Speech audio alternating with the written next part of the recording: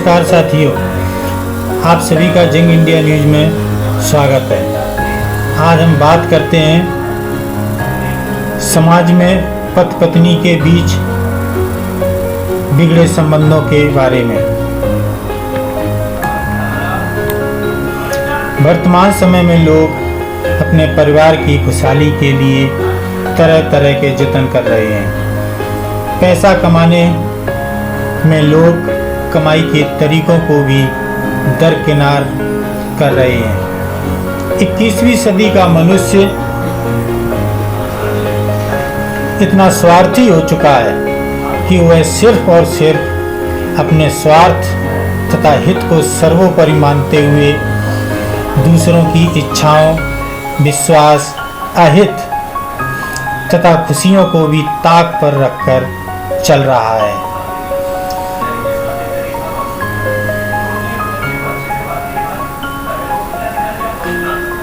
आज के युवा की सोच मात्र अपनी खुशी तथा हित मात्र रह गई है। सामने वाले का अहित हो, उसके हृदय को ठेस पहुंचे, उसे इसमें अपना हित दिखाई देता है।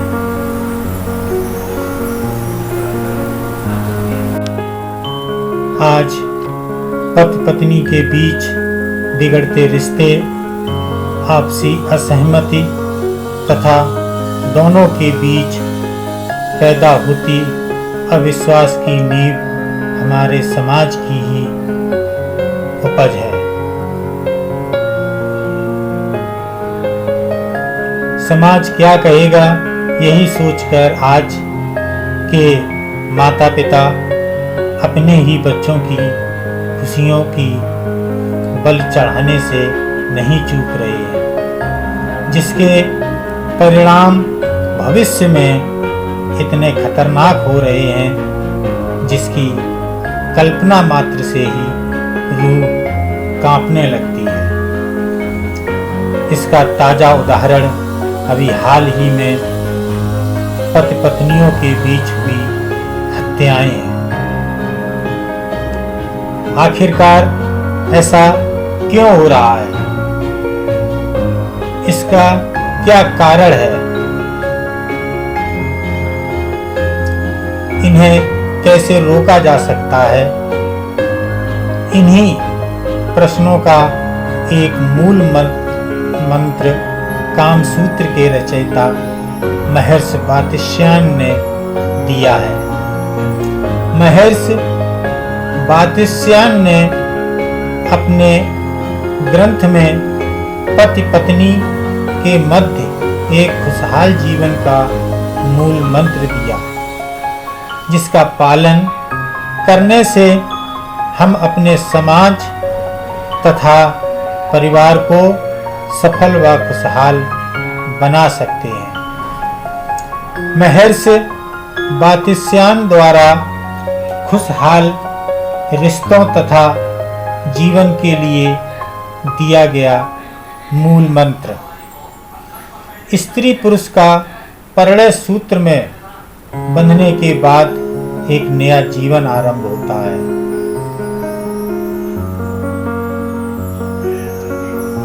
जीवन साथी का सही चुनाव करने के लिए महर्षि ने स्त्री पुरुष को 3 वर्गों में बांटा है।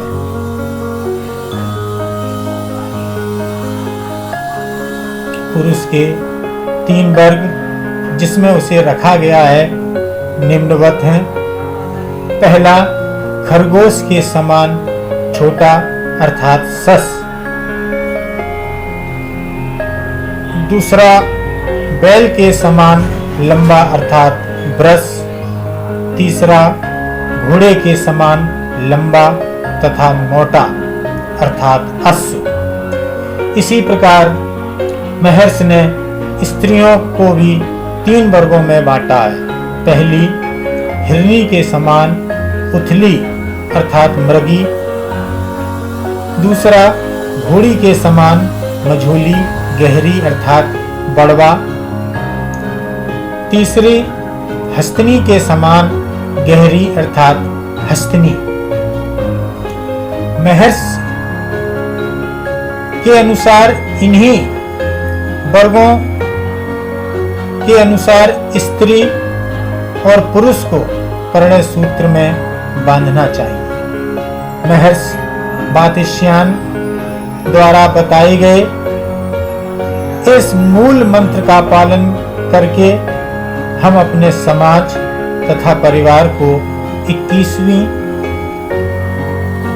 सदी में भी खुशहाल तथा समृद्धशाली होकर इन घटनाओं पर अंकुश लगा सकते हैं।